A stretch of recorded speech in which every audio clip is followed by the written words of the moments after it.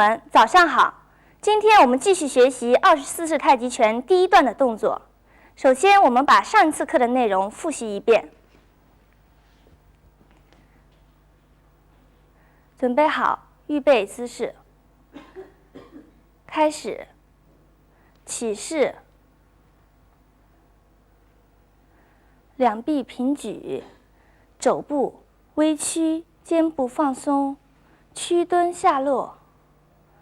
野马分鬃，弓步分手。右野马分鬃。练习的时候注意体会意念引导动作，意识在前手的外部。第三个野马分鬃。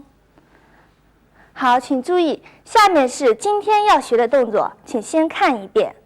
白鹤亮翅，注意看一下，白鹤亮翅。左搂膝奥步，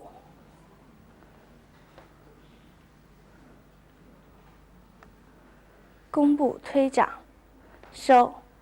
这两个动作是今天要学的，非常简单。下面我们开始学习。好，从野马分鬃。最后一个野马分鬃开始，白鹤亮翅，重心仍然在前腿，后脚跟进半步，同时两手旋臂合抱，又是一个根部抱球。好，再来一次，弓步分手，腰微微向左，拧转，微微转，然后后脚向后落实的同时向右微微转体。前脚提起来，向前移动成虚步，同时两手右上左下，两掌分开，白鹤亮翅。好，我们再做一遍。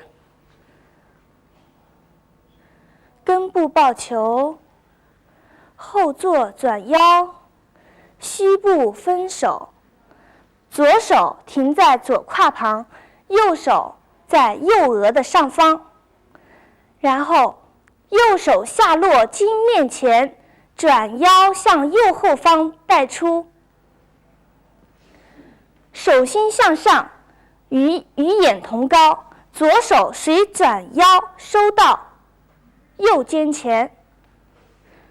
随后左脚开步，左手下落到腹前，右手屈肘收回在耳侧，弓步搂推。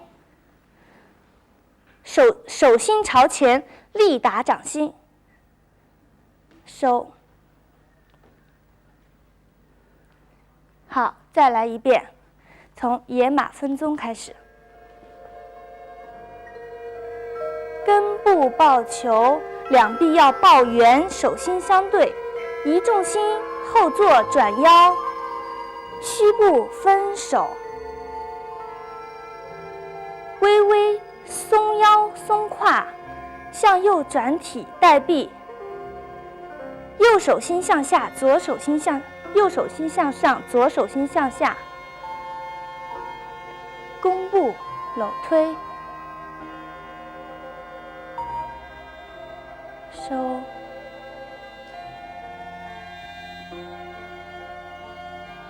好，下面我们仍然进行两个方向的练习。从野马分鬃。好，根部抱球做白鹤亮翅。那么白鹤亮翅这个动作，好，分掌是把两臂比喻成仙鹤的翅膀，可见这是开式我们要做的，意识放到手臂的外沿，撑展到手臂的外沿，把动作做的舒展大方，尽可能的优美。下面搂膝奥步，落手转腰，以腰带臂，收脚收手，出步，搂膝打掌。好，力点要达到舒指坐腕，力点达到掌心，肘关节微屈，很好，收。同样的，我们再把呼吸和这个动作配合练习一遍。野马分鬃，接上一个动作，根部抱球仍然做吸气，后坐虚部分掌，呼气，转腰落手，吸，弓步搂推的过程是呼气的过程。好，收拾。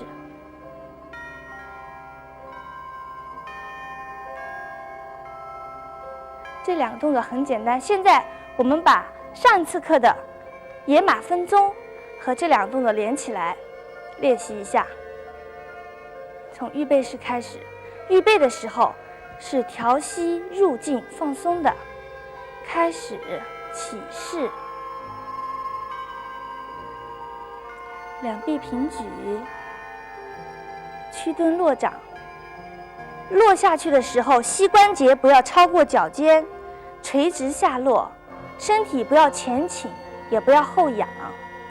野马分鬃，收脚抱球，转腰开步分掌，两手一定要走弧线，移重心，身体不要起来，保持同样的高度，继续走。好，初步弓腿，第二个野马分鬃，不要忘了呼吸。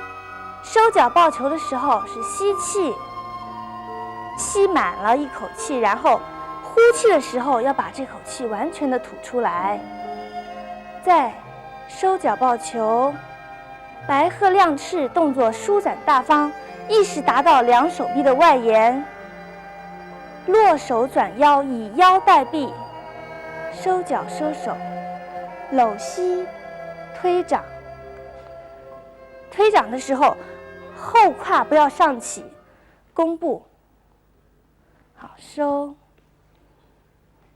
那么我们太极拳不仅仅是形体的动作训练，我们每一个动作都有它的很神奇的用法。就比如说我们前面学过的野马分鬃这个动作，比方对方如果用出拳向我进攻，我们为什么要进行弧线的分掌？我可以用我的一手抓住对方的手腕，同时另一手通过对方的腋下向其颈部插去。更重要的是弓步的这个动作，前腿上一步别住对方的前腿，这样然后向对方的肩部啪靠出，这就是一个很有效果的动作。好，同样的反方向的动作也可以使用，因为我们练习时有左右。好，这边一样的，一定要有一个靠。所以我们说上肢和下肢的动作一定要协调一致，协调用力，不能如果你先做手或者先做腿，那么这个效果就不会很好。还有搂膝拗步，为什么我们说搂膝拗步？它这个动作也是有攻有防。比方说他出拳击打我的腹部，那么我搂膝的这个手实际上是一个格挡的动作，随之我的推掌这手就向其胸部推出。